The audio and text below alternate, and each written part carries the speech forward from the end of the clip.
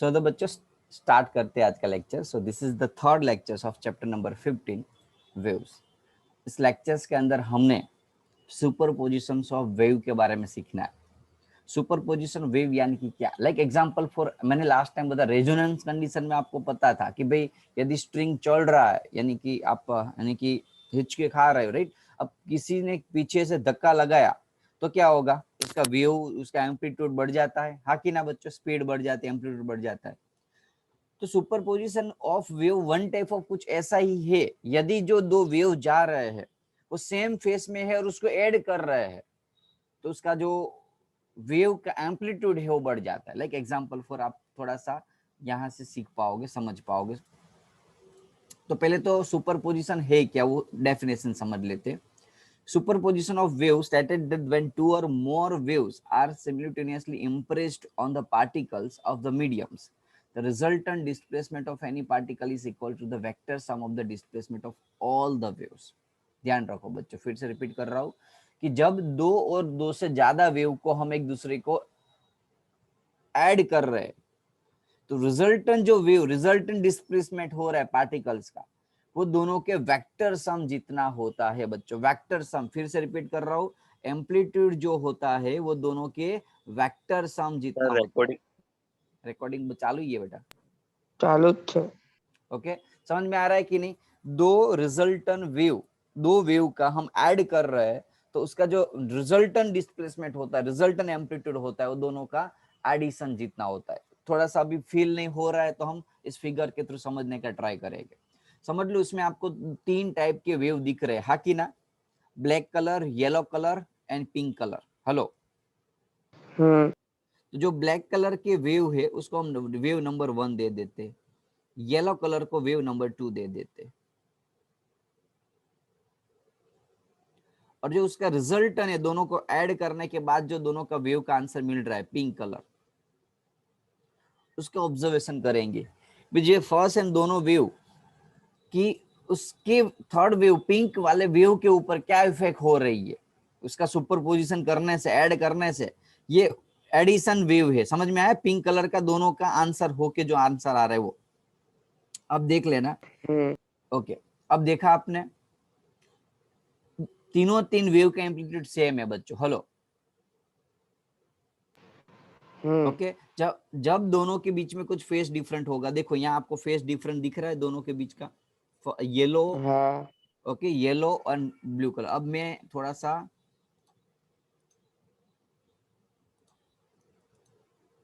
एक मिनट हो बच्चों। ओके, अब देखो, अब थोड़ा सा क्या हुआ, दोनों को नजदीक आए, दोनों नजदीक आए तो क्या हुआ, उसका जो सुपरपोजिशन होके जो ये पिंक कलर का एम्पलीट्यूड बढ़ गया, देख लो, है कि ना?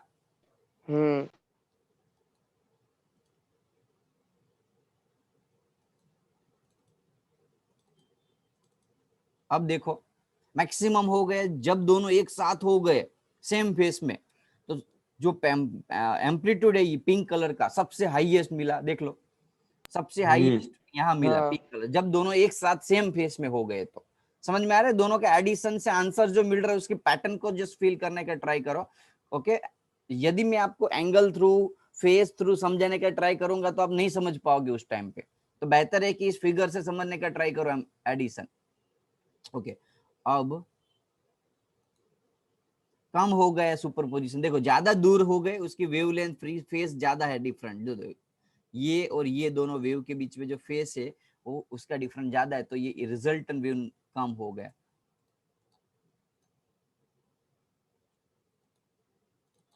अब देखो, जीरो क्या हो गया, क्या हो गया बच्चों, एम्पलीट्यूड पिंक कलर का देखो स्ट्रेट हो गया, यानी कि इस टाइप के दोनों वेव को, यदि यदि कोई वेव ऐसे हो, फर्स्ट वेव, अब ये ब्लैक कलर का कलर चेंज हो गया, इसलिए जस्ट फील कर लेना, ये ब्लैक कलर का कलर जो है वो कुछ ऐसा हो गया, और येलो कलर, यदि दो वेव ऐसे हो गए, ऐसे एक दूसरे के, उसको हम जनरली पाई जितना फेस डिफरेंट बोलते हैं। दोनों का फेस डिफरेंट कितना है बच्चों? पाई। जब फेस डिफरेंट पाई हुआ दोनों का, तो एम्पलीट्यूड क्या हो गया बच्चों? जीरो हो गया। हाँ कि ना? समझ में आ रहा है ना? अब थोड़ा ऑब्जर्व करोगे अपने हिसाब से, थोड़ा जैसे जैसे नजदीक आती जा रही है दोनों वेव, एम्पलीट्यूड बढ़ जा रहा है, दूर जा रहा है तो एम्पलीट्यूड कम होता जा रहा है, देख लो। हाँ कि ना, फेस जितना कम हो रहा है उतना एम्पलीट्यूड बढ़ रहा है, फेस डिफरेंस ज्यादा हो रहा है दोनों वेव के बीच में, तो उसका एम्पलीट्यूड, सुपरपोजिशन का एम्पलीट्यूड कम हो रहा है। हो गया टॉपिक का कंसेप्ट क्लियर? हेलो बच्चों, अब मैं आपको न्यूमेरिकल थ्रू समझाऊंगा मैथमेटिकल फॉर्म में, लेकिन इसके लिए कंसेप्ट के लिए थोड़ा ये समझना जरूरी है। क्लियर हो तो मैं आगे बढ़ू? हाँ समझ लो, अलग अलग वेव है, y1 y2 y3, उसका सुपरपोजिशन करना है। सुपरपोजिशन थ्योरम जब भी फिजिक्स में आए ना, कीप इन माइंड सभी का एडिशन कर लो। सुपरपोजिशन थ्योरम बहुत सारी बार आएगा, 12th स्टैंडर्ड में 3 से 4 टॉपिक सुपरपोजिशन के ऊपर है, 3 से 4 थियरी। हर एक के अंदर खाली चेंज क्या करना होता है, डिस्प्लेसमेंट का सुपरपोजिशन तो डिस्प्लेसमेंट को ऐड कर दो, इलेक्ट्रिक फील्ड का सुपरपोजिशन तो इलेक्ट्रिक फील्ड को ऐड कर दो, मैग्नेटिक फील्ड का सुपरपोजिशन है तो मैग्नेटिक फील्ड को ऐड कर दो। समझ में आ रहा है कि नहीं? कंसेप्ट एक ही होगा, खाली टर्म चेंज होगी। यहाँ y1 की जगह e1 e2 e3 आएगा, b1 b2 b3 आएगा, बाकी कंसेप्ट एक ही। तो जब हम सुपरपोजिशन से सभी को ऐड कर रहे हैं तो याद रखो यहाँ वेक्टर प्रोडक्ट है, वेक्टर एडिशन करना है। सिमिलर रेगुलर एडिशन एक भी हमने 2 + 5 ऐड कर दिया तो 7 आया। हेलो बच्चों, वेक्टर एडिशन का मीनिंग क्या हुआ कि 2i के प्लस, समझ लो 5j के 4, तो उसका वेक्टर एडिशन करना तो क्या करते थे, याद करो, ए और बी, 7 7 आता है आंसर की, क्या आता है वेक्टर एडिशन करना हो तो बोलो? समझ लो कि अभी यहाँ रूट में 20 क्या आएगा, अंडर रूट में 2 का स्क्वायर प्लस 5 का स्क्वायर, याद आया बच्चों? Yes sir vector addition, resultant vector क्या होगा, अंडर रूट में दोनों का स्क्वायर का सम होता है, तो उसको वेक्टर एडिशन बोलते हैं। वेक्टर वाले चैप्टर यदि क्लियर ना हो तो फिर से एक बार वेक्टर देख लेना before starting the 12th standard.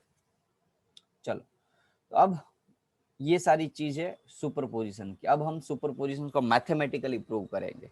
Okay, कि भाई कैसे कोई भी दो वेव से उसको ऐड किया जाता है और उसका आंसर। बहुत इंटरेस्टिंग चीज है, थोड़ा 12th स्टैंडर्ड का कॉपी है, सेम टू सेम चीज आपको 12th स्टैंडर्ड में सीखने को मिलेगी। ओके, कॉन्सेप्ट को थोड़ा और फील कराने के लिए यहाँ एक चीज मैं बताना भूल गया था। ओके, ये जो वेव्स है, दो वेव्स में बना रहा हूँ, राइट?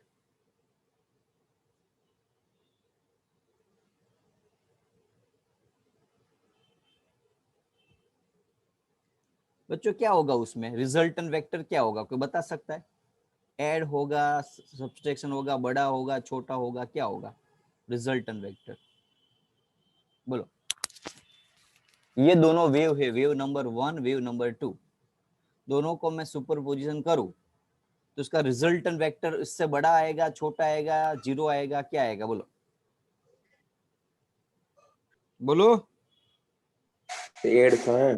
ऐड होगा ना, सेम फेस में देखो, सेम फेस में एक साथ ही जा रहे हैं तो क्या होगा, दोनों का एडिशन होगा, यानी कि रिजल्टेंट वेक्टर आएगा वो ऐसे बड़ा आएगा। समझ में आ रहा है कि नहीं? हेलो, ये रिजल्टेंट वेक्टर, दोनों फर्स्ट और सेकंड वेव का सुपर पोजिशन किया तो रिजल्टेंट वेक्टर इतना बड़ा आया। अब एक मिनट हो, ये क्या हुआ? चलो, अब एक और लेते हैं ऐसे कोई वेव का, एक वेव ऐसा है और दूसरा वेव बनाता हूं ऐसा। चलो बच्चों, अब उसका रिजल्टेंट वेक्टर क्या आएगा, कोई बता सकता है? दोनों के बीच में यहाँ फेस डिफरेंट 0 था, खाली पाथ डिफरेंट ही था, फेस डिफरेंट क्या था बच्चों, 0, एक साथ ही वो कोइंसिडेंट हो रहे थे। यहाँ उसका फेस डिफरेंट पाई है, कितना है, पाई। दोनों के बीच में एंगल का डिफरेंट पाई है। जब भी ऐसे वेव होते हैं उसके तो रिजल्टेंट वेक्टर ऐसे स्ट्रेट लाइन मिलेगी। फील हुआ कंसेप्ट? हाँ यहाँ 0 हो, 2π हो तो भी फेस डिफरेंट सेम ही रहेगा। क्यों, कोई बोल सकता है ऐसा? 2π का फेस डिफरेंट क्या, फाइनली वो साथ में हो गए, राउंड शेप में चेक करो, एक यहाँ से वापस यहाँ आ गया तो साथ में हो गए 2π का फेस डिफरेंट, यानी कि दोनों एक्चुअली कोइंसिडेंट वेव है। ओके, चलो अब सोल्व करते मैथमेटिकली इसको। मैथमेटिकली है, मैथ्स वाले स्टूडेंट्स को बहुत ज्यादा दिक्कत नहीं होगी, बहुत आराम से कर लोगे। बायो वाले स्टूडेंट थोड़ा सा फोकस रखना। यहाँ मेरे पास दो वेव है, एक है y1 जिसको हम लिखेंगे a sine omega T plus के एक्स, या के एक्स अभी टेक्स्ट बुक के हिसाब से जाएंगे तो के एक्स माइनस ओमेगा टी। दूसरा वेव है ये, आपको पता है ना के X minus omega T minus के एक्स लिख सकते हो, तो फेस के ऊपर का फर्क होता है, अंदर का डायरेक्शंस होता है। ओके, माइनस में हो एंगल तो ऐसे लिखते हैं, प्लस में हो तो ओमेगा टी माइनस के एक्स लिखेंगे। ए साइन के, अब बच्चों दोनों के बीच का डिफरेंट हम ले लेते flux phi, sorry phase phi ले लेते। दोनों वेव है, दोनों के बीच का डिफरेंट कितना लिया, फेस डिफरेंट बच्चों। हेलो, फाई लिया तो फाई ऐड कर देंगे, इसमें फेस 0 लिया और इसमें फाई लिया तो दोनों के बीच का फेस डिफरेंट फाई ले लिया। अब दोनों का एडिशन करना है मुझे, तो according to superposition theorem y is equal to क्या होगा, वेक्टर प्रोडक्ट हो जाएगा दोनों का। हेलो, अभी हम रिजल्टन खाली, ओके। अब दोनों का एडिशन करना है सेम फेस में ही, क्योंकि साइन साइन लिखा हुआ है इसलिए। तो एडिशन करोगे दोनों का तो लिखेंगे हम यहाँ ए साइन के एक्स माइनस ओमेगा टी, ए साइन के X minus omega T plus 5। Okay, चलो कोई डाउट बच्चों? खाली सिंपली ऐड किया, ए कॉमन निकाल लूंगा मैं बाहर, अंदर एस प्लस एस बचेगा। अब मैं थोड़ा सा मैथ्स में घुस रहा हूं, ध्यान देना। याद हो तो sign A plus sine B का फॉर्मूला क्या होगा, बताओ चलो। एस प्लस एस 2SC, या अभी सिखा दिया कि बाकी है कॉन्सेप्ट? हो गया हो गया है ना? हाँ, तो एस प्लस एस आपको पता होगा 2SC, तो 2 sine A plus B by a two plus b by 2 और बाद में cos A plus B by two A minus B by 2, 2SC पहले एडिशन बाद में सब्ट्रैक्शन होता है। ऐसे यार इतने बेसिक फॉर्मूला मैथ्स के बेसिक फॉर्मूला, इससे आगे तो मैथ्स कर ही नहीं पाओगे। सेम टू सेम फिजिक्स में भी काम आएगा, याद रख लेना ऐसे फॉर्मूला।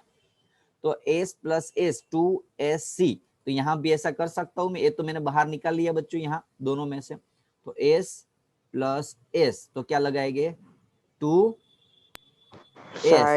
ऊपर दोनों का एडिशन ओमेगा टी माइनस के एक्स प्लस के एक्स माइनस ओमेगा टी, नीचे डिवाइड बाई टू और नीचे डिवाइडेड बाई 2S सी में माइनस करेंगे ओमेगा टी के X minus omega T minus के X minus minus plus omega T minus 5। मैंने डायरेक्टली लिख दिया माइनस बच्चों, ब्रैकेट ओपन करना है, पता चल गया ना? ये तो ये दोनों का सब्सट्रैक्शन किया यहाँ मैंने, लेकिन आगे ब्रैकेट नहीं बनाया, डायरेक्टली वो सब्सट्रैक्शन कर दिया है। 2 बाहर निकल जाएगा। किसी की आवाज आ रही है श्वास की, ब्रीथिंग की। ओके चलो, साइन कटिंग करोगे। अरे यार कुछ नहीं हो रहा है कटिंग यहाँ तो,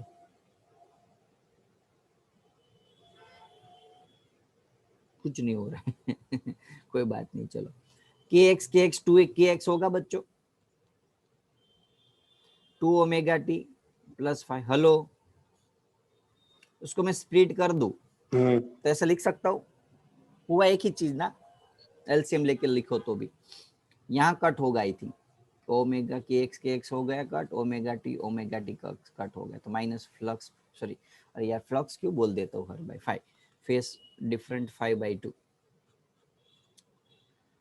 अब यहाँ पे के कट कर दो कॉमन निकाल के, तो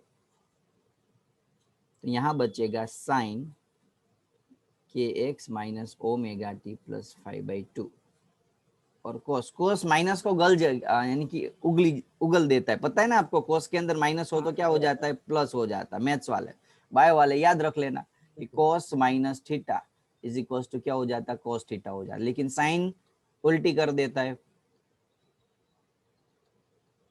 उल्टी यानी कि बाहर निकाल दिया, कोस ने निकल दिया और साइन ने बाहर निकाल दिया।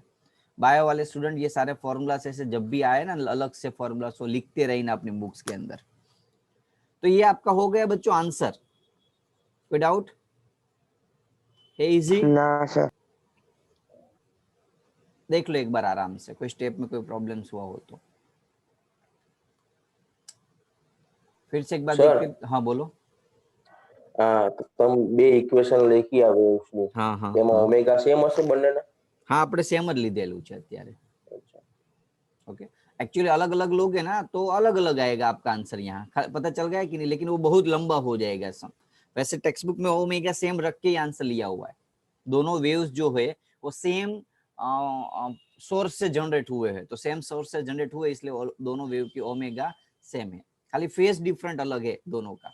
ओके सेम स्ट्रिंग वाले वेव्स होते हैं ना, सेम स्ट्रिंग वाले वेव्स, उसमें जनरली ये दोनों सेम ही रहते हैं, खाली फेस का ही फर्क होता है। तो ये आपके जो सिलेबस में अभी टेक्स्ट बुक में है उसमें ये सेम फेस वाले, सॉरी सेम एंगुलर फ्रीक्वेंसी वाले हैं। दोनों का एडिशन किया, S plus S two S C, दोनों ऊपर एडिशन सब्सट्रैक्शन कटिंग किया, माइनस निकाल दिया। ओके देखो आपको पता है ये फाइव जो है वो एक्चुअली कांस्टेंट टर्म है। आपने अभी तक देखा कि सर अभी तक फॉर्मूला में कभी भी ए साइन और पीछे कॉस नहीं आया, यहाँ एडिशन किया तो पीछे कॉस आया, तो काफी सारे स्टूडेंट ऐसा सोचते हैं कि सर ये कोई कॉस का फंक्शन है, नहीं ये एक फिक्स वैल्यू है। फाइव जो होता है वो हर बार एक बार आगे से जितना फेस डिफरेंट हुआ ना उतना ही फेस डिफरेंट बाद में जिंदगी भर रहेगा। दोनों वेव जितने फेस डिफरेंट से स्टार्ट हुए थे ना उतने ही फेस डिफरेंट उसके जब तक वो ऑसिलेशन करेंगे तब तक रहेगा। यानी कि ये फाइव की वैल्यू क्या है बच्चों, टाइम के साथ चेंज नहीं हो रही, यानी कि one type of constant term है। तो आपको याद है कि कांस्टेंट टर्म हम कहाँ ले लेते, बाहर ले लेते इसके साथ। यदि इसको ऐसे कंपेयर करूं, y is equals to 2a cos 5/2 को मैंने बाहर ले लिया,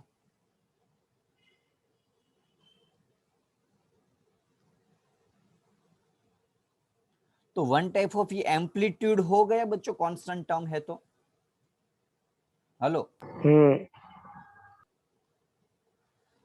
तो इससे पता चला हमें नेट एम्पलीट्यूड दोनों वेव का कितना मिला, 2a cos 5/2।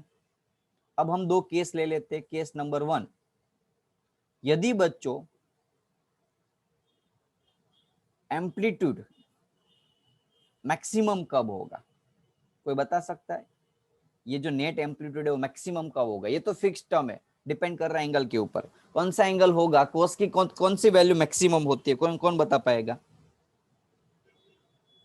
कोस की मैक्सिमम वैल्यू बच्चों 1। हाँ इतना क्या सोचना है यार, एंगल 0 होता है, मैं कोस की वैल्यू बता रहा हूँ, कोस की वैल्यू, एंगल मुझे पता है कि 0 है, तो कोस 5/2 कितना होता है, 1 होता है। लाइक तो 5/2 इज इक्वल टू 1 हुआ,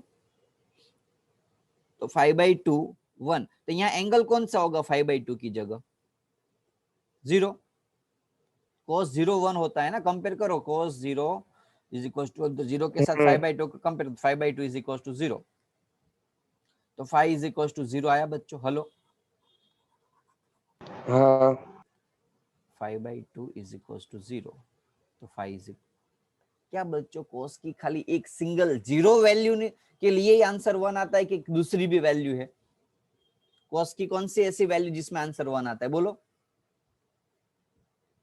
जैसे मैंने यहाँ 0 लिखा, cos 0 1, ऐसे cos 180 भी क्या होता है, cos 180 नहीं सॉरी, cos 360 भी 0 होता है, 2 पाई 4 पाई 8 पाई 6 पाई, ये सारी वैल्यू के लिए भी आंसर 0 आता है, हाँ कि ना? तो मैथ्स वाले यहाँ अलग से ब्रैकेट बना रहा हूँ, cos 0 cos 2 पाई cos 4 पाई cos 6 पाई, ऐसे cos ऐसे लिख सकता, 2n पाई मैक्सिमम 1 आता है। हेलो, cos की 2n पाई की वैल्यू ऑलवेज 1, और इसमें देखो n की वैल्यू 0 डालो तो 0 आ गया, 1 डालो तो 2 पाई आ गया, 2 डालो तो 4 पाई आया, तो cos की ये 2n पाई की वैल्यू ऑलवेज 1 आती है। यहाँ 5/2 में यहाँ मैंने 0 डाला, तो यहाँ हम 2n पाई डाल सकता हूँ, जनरल फॉर्मूला। ये तो जस्ट एग्जाम्पल लिया था मैंने ये जनरल फॉर्मूला बता रहा हूँ।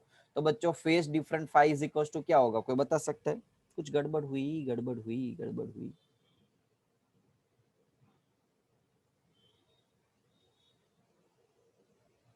फेस डिफरेंट, कोई गड़बड़ तो नहीं होगी, 2 2 जा 4n पाई चलेगा, चलो तो 4n पाई लिखो या 2n पाई लिखो, एक ही चीज है, क्योंकि सारे वैल्यू 2n पाई के अंदर भी आई जाएंगे। ये छोड़ दो अभी, इतना ही रखो ना, क्योंकि जरूर नहीं कि आपको 5/2 दिया हो, डायरेक्टली 5 दे सकते। तो कोस की कौन सी वैल्यू के लिए बच्चों आंसर 0 आता है, सॉरी 1 आता है 0, तो ऐसे 0 2 पाई ऐसे काफी सारी वैल्यू आएगी, 0 2 4 पाई pi 4 पाई, ये छोड़ दो, अभी डायरेक्टली याद रखने का ट्राई करो। 0 2 पाई 4 पाई ऐसे सारी वैल्यू के लिए एम्पलीट्यूड क्या होगा, मैक्सिमम होगा। कौन से वाले केस, ये जो केस 1 बता रहा हूँ कौन सा वाला था, याद करो। ऐसे एक वेव था, एक दूसरा वेव था, और जो आंसर आ रहा था वो तीसरा वेव ऊपर आ रहा था, ऐसे बड़ा आसा। याद आ गया बच्चों? ये कंडीशन जो मैंने बताई केस 1 में, एम्पलीट्यूड कौन सा हुआ, मैक्सिमम हुआ। अब बच्चों सेकंड केस जिसमें एम्पलीट्यूड 0 हो सकता है, तो कोस 0 भी हो सकता है ना, कौन से वैल्यू के लिए बच्चों? कोस की वैल्यू 0 कब हो सकती है, बोलो? π/2 π/2। तो कोस 5/2 की वैल्यू 0 कब हो सकती है, जब 5 की वैल्यू π/2 हो, यानी कि 5/2 इज इक्वल्स टू π/2, यानी कि ये जो एंगल है वो यदि π/2 होगा तो आंसर क्या आ जाएगा, 0 आ जाएगा। तो 2 कट तो फेस 5 इज इक्वल्स टू पाई मिला। ऐसे दूसरे कौन से टर्म्स हो सकते हैं, एंगल 5 पाई मिला, ऐसे दूसरे जैसे मैंने यहाँ 0 2 पाई 4 पाई लिखा, ऐसे पाई 3 पाई 5 पाई। हेलो, समझ में आया बच्चों? यहाँ एंगल 5 हाँ की सर जगह यहाँ पाई लिखा है, ऐसे 3 पाई हो सकता है, 5 पाई हो सकता है। हर एक केस के लिए यहाँ आंसर क्या आ जाएगा, क्योंकि यहाँ 5/2 है, ध्यान दो, हम π/2 नहीं सोचेंगे, नीचे ऑलरेडी 2 है, इसलिए इस हिसाब से काउंटिंग करना है। अब इस केस में यदि फेस डिफरेंट पाई हो, 3 पाई हो, 5 पाई हो, कौन सा केस, केस 2, ये वाला। दोनों वेव यदि ऐसे हो, अलग अलग वेव बना रहा हो जिससे आपको दिक्कत ना हो, तो उसका रिजल्टन आंसर आएगा आपका स्ट्रेट लाइन। रेड कलर जो है वो रिजल्टन शो कर रहा है। बोलो, पता चल गया कॉन्सेप्ट में? हेलो।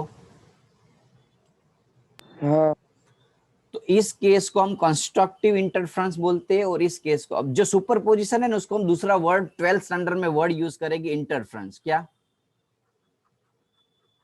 12th स्टैंडर्ड में ये वर्ड यूज करेंगे, इंटरफ्रेंस, सुपरपोजिशन को। वैसे 11th में भी यूज कर सकते, इंटरफ्रेंस ऑफ व्यू, इंटरफ्रेंस यानी कि दोनों को ऐड करना।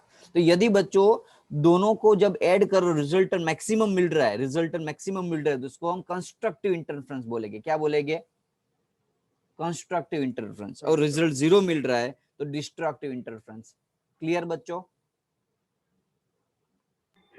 Constructive interference, destructive interference. Constructive interference में क्या आया, दो वेव्स थे, एक दूसरा वेव था, और उसका रिजल्टन मिला मैक्सिमम।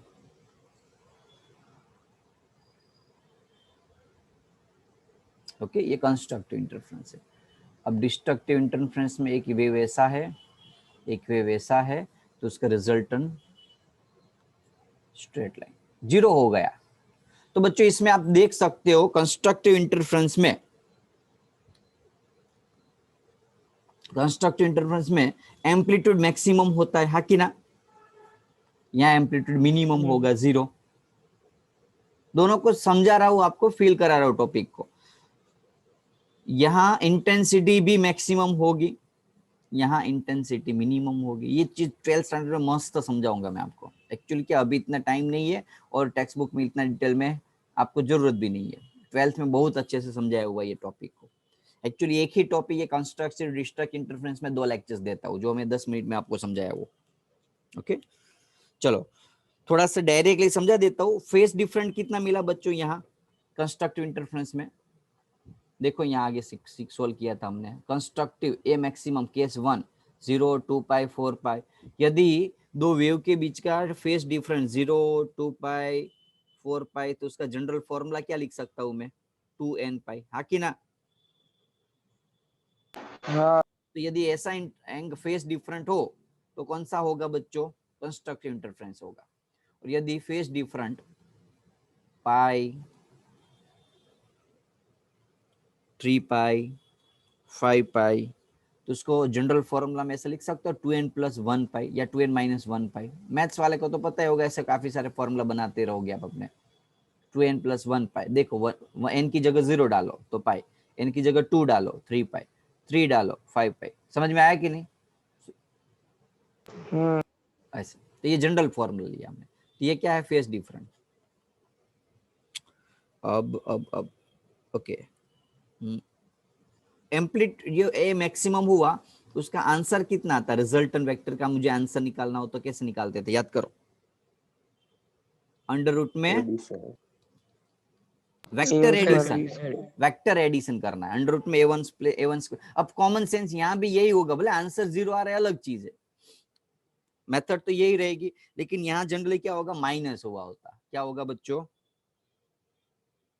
एक मिनट, ये नहीं आएगा, डिराइव करके एक दूसरा फॉर्मूला आता है जो आपको मैं अभी डायरेक्टली लिखा देता हूँ। अभी इतना जरूरत नहीं है, खाली एमसीक्यू में केस पूछे तो आप यूज कर सकते हो। क्लियर? a1 प्लस a2 का होल स्क्वायर, ये याद रखना। एक्चुअली वो लास्ट वेक्टर वाला एडिशन समझा ना, उससे आंसर नहीं बनेगा आपका, क्योंकि वो दोनों आंसर मैच नहीं हो गया आपके, क्योंकि आंसर यहाँ 0 आएगा तो उस हिसाब से तो 0 मिल ही नहीं सकेगा आपको। और यहाँ आपको a1 माइनस a2 लिखना है। जस्ट टेम्पररी याद रखना जी नीट के लिए, वैसे 12th स्टैंडर्ड में फिर से चलेगा, इसलिए कोई दिक्कत नहीं होगी आपको। ये सारी चीज डेरिवेशंस के साथ मैं आपको समझाऊंगा। ओके चलो, अब हम फेज डिफरेंट आ गया, पाथ डिफरेंट की बात करेंगे। तो बच्चों एक फॉर्मूला याद करो लास्ट लेक्चर्स में समझाया था पाथ डिफरेंट का। क्या था? पाथ डिफरेंट और फेज डिफरेंट का फॉर्मूला का रिलेशन। अरे यार ऐसा क्यों? याद करो, पाथ डिफरेंट और फेज डिफरेंट। डेल्टा ओमेगा, अरे पाथ के डिफरेंट डेल्टा डेल्टा एक्स और फेज डिफरेंट को हम 5 बोलते हैं, लेमडा बाई 2 पाई। क्या? लेमडा अपॉन 2 पाई। क्लियर बच्चों? ये रिलेशन याद रखना।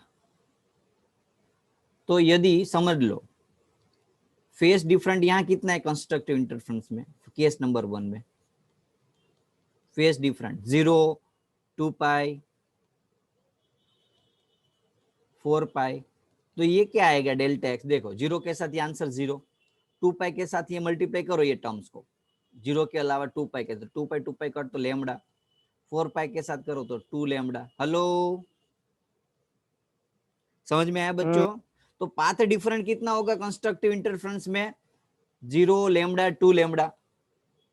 पाथ डिफरेंट कितना होगा? Delta x 0 lambda 2 lambda. तो जनरल फॉर्मूला एन लेमडा बोल सकता हूं। सिमिलरली यहाँ पाथ डिफरेंट हो जाएगा लेमडा बाई 2, 3 लेमडा बाई 2, तो उसको 2n प्लस 1 लेमडा बाई 2 बोल सकते हैं। बोलो क्लियर? कैसे? डालो फॉर्मूला यहाँ, लेमडा अपन 2 पाई।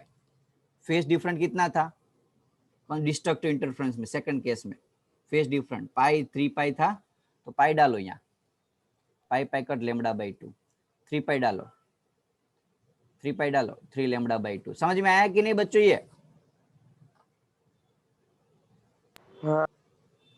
ये जो phase different lambda by 2, 3 lambda by 2 कहाँ से आया? ये वैल्यू डालने से। फाई की जगह ये वैल्यू डालोगे तो फेज डिफरेंट डेल्टा एक्स की वैल्यू ये मिलेगी।